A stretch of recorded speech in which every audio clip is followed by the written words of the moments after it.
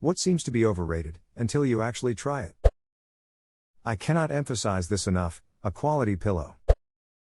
Tailored clothing, you can have just about any body shape, but when you have it tailored to your actual size, you go from looking okay to looking amazing. Adding on to this, I like to wear denim. Specifically Levi's denim. It's expensive buying new, and being a tall guy makes it tough. I go to thrift shops and pick up a pair for $15, one size too big, bring it to a tailor and have it hemmed for $15. Best fit and so durable. I've had people ask me how I can afford it with my income, and when I tell them, they always say the same thing: that's a great idea. I also have a big chest and wide shoulders, so the denim jackets rarely fit right. So I find some that are too big and get them fixed. Edit: yes, I wear a Canadian tuxedo most days, and am proud of it. Edit 2, okay. I meant tailors, not hemmed. I didn't feel like saying bring it to a tailor to get it tailored. It just sounds weird. Also, all of you who say you pick up a new pair for $20, just letting you know, wear them from their $120 for a cheap pair. Also, new isn't the point, it's the fact that they fit perfectly. Levi's are pretty much the best value jeans you can get. I have 3 pairs that I've had for going on 7 to 8 years now, and they still look great. They're the only name brand jeans I'd ever buy. Drinking water. It's amazing how much better I feel when I consciously choose to drink more water. Actual running shoes. Some shoes are meant for running, man. I thought to look at the starry sky is boring, but in fact it is very beautiful. When I was a child, my dad taught me about the constellations and birdwatching. He said if you know the stars and birds, you'll never be bored wherever you go. He was right. Also, plants. Once I started learning to identify them, I was amazed by how many different species of wildflowers are just everywhere. Yes. Once you know what you're seeing, it's anything but boring. I took a walk with a friend a while ago, and he was blown away when I pointed out that skunk cabbage was pollinated by flies. Its flowers stink, it has contractile roots that pull it downward, and it creates its own heat to grow up out of the snow. Not to mention all the different uses and histories of all the individual plants. I can attest to this with very limited knowledge of plants. Wherever I go, I perk up when I see Queen Anne's lace. If I'm hiking or elsewhere, and it's not dickish, and I know whoever I'm with doesn't know plants very well, I pluck one and let them smell the root, and they recognize the smell: wild carrot. For you gamers, this is what your player character harvests when Shahei picks wild carrot in Red Dead Redemption 2. Auto-related note: unless you can 100% it a plant that looks like a carrot in the wild, don't even touch it. They're some of the most poisonous plants on Earth. See, water hemlock. Thanks for this. I got excited after reading Sage Green Paint's post and Google image searched. They looked like something that grows here. I know mushrooms require absolute certainty as well. Wild edibles are of interest to me, but as of yet my knowledge is very limited. The most dangerous mushrooms, the destroying angels, will kill you from liver failure. If you can get a transplant within a few days, you'll survive. Water hemlock will kill you if you touch it to your lips, and there's no way to save you. If you want to learn mushrooms, start by Googling the edibles in your area that don't have poisonous lookalikes. Getting a good massage. I was almost 30 and had never had one before, and I didn't really care to anyway, but my girlfriend found a deal for a couple's massage on Groupon at some shitty hole-in-the-wall place, so we went. It was a terrible massage, and I left feeling worse than when I came in. I thought my apathy towards massages had been confirmed. A while later my back was really hurting, so I decided to maybe give it one more shot at a nicer place.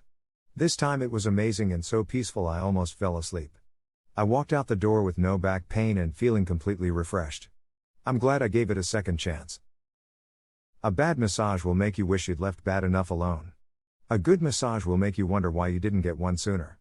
A great massage will find incipient problems you didn't know you had so you can work on fixing them before they hurt. And a great one usually costs no more than a good one. A great massage will find incipient problems you didn't know you had so you can work on fixing them before they hurt.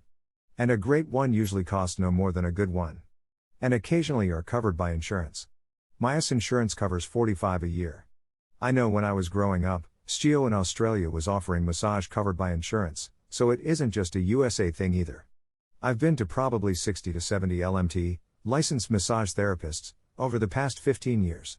The best have been ones where they're either making too much money from massage to do other things and have let their other qualifications lapse, or are qualified in multiple areas and are focusing on X for this particular day. Effectively, they're multi-talented but are doing a lesser job in the moment. My favorite one right now let her physical therapy qualifications lapse and specializes in Swedish massage, where she will offer a Swedish massage, but if you have particular kinds of ailments, she'll blend it with her PT training. My second favorite over the years was a lady who practiced both Swedish and Thai massage, or as I like to describe it, stretching with friends, where the Swedish massage would be accompanied with elements of Thai massage as needed. The best massages I've had have been from PTS.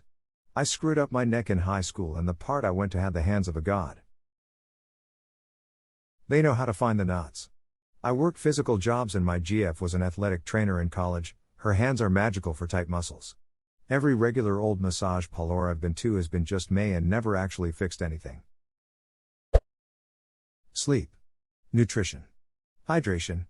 Believe me when I say this, it's a cold, dark world until you tune those three together. Edit, thanks for the bling everyone. I had no idea this would blow up. Thank you. I'll respond if I can. I said this on a whim, but I mean it. Good headphones. You'll hear little nuances in music you've heard hundreds of times before but didn't notice. On this note, any form of a good sound system. When my husband and I were in high school, we had extra time and money because, no responsibility.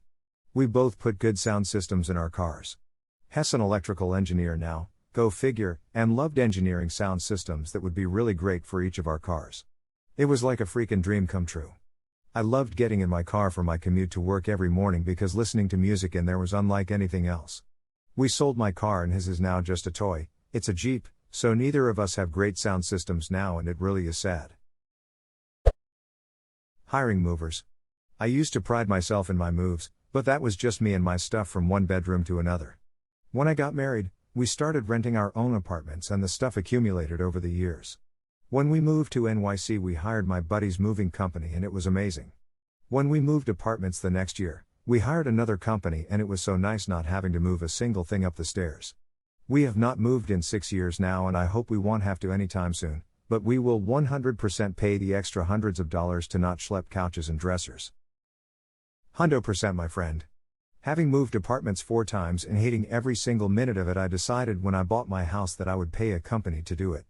The $300 I paid was so worth it. Just the thought of having to move all of my stuff now gets me irritated. $300 to move a house full of stuff? That's a great deal.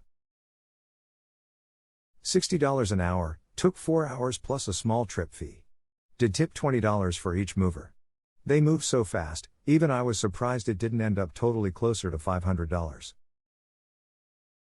As previously working as a mover, we always appreciate the tip smile. 2 monitors for your computer. Once you go to, you'll never go back.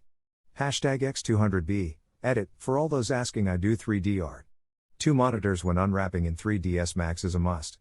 I also work a lot with Photoshop at the same time with Max files, plus I look at PDFs and other references while working on projects, along with Firefox for YouTube, online references, etc. Getting 8+ hours of sleep. Edit, sure, everybody needs to find his or her magic hour. Some people need only 6 or 7 hours of sleep, some people need 8 or 9, it doesn't really matter that much if you are fresh and feel good the morning after. 8 seems to be around the average, so I just use that. People are so weirdly proud of being overworked, exhausted, and sleep deprived. It's not good for you, even if you feel like it makes you cool. You know what we need? A pro sleep sub in the same way that Rydrohomies is pro water. It just needs a name. Rebed Bros? Ribernashnomies. Exercise. Free feel-good drugs that make you more attractive? Sign me up. Wait. I have to sweat? Duck that. After many years in the military, I learned that some people don't get a dopamine high after cardio. I feel like they've been cheated by the universe. I don't think I've ever gotten a dopamine high after running, but when I'm walking home after jiu-jitsu class, even if I got my ass kicked the whole time, I feel happy and can't wait to train again. I've never felt that after a run. This is what I always say to people. Find an exercise you enjoy. I spent years dragging my arse to the gym or slogging away on a treadmill and hated it. Now I climb, play badminton, and train in Aikido. I love all of these and would happily do them even if there was no health benefit. It's all about finding your own thing. I envy those people who love running, but it will always be a chore for me. I recently started doing a 5K park run every few weeks because I want to improve my cardio performance for Aikido gradings. I can do it, but it's not fun. I've been running for a bit now and have been using an app that is called Zombies Run. It gives you an objective and a narrative story to follow as you run, makes it a lot more involved and fun for me, maybe worth checking out? Zombies Run is awesome. I need to go back to it now that I have a new phone.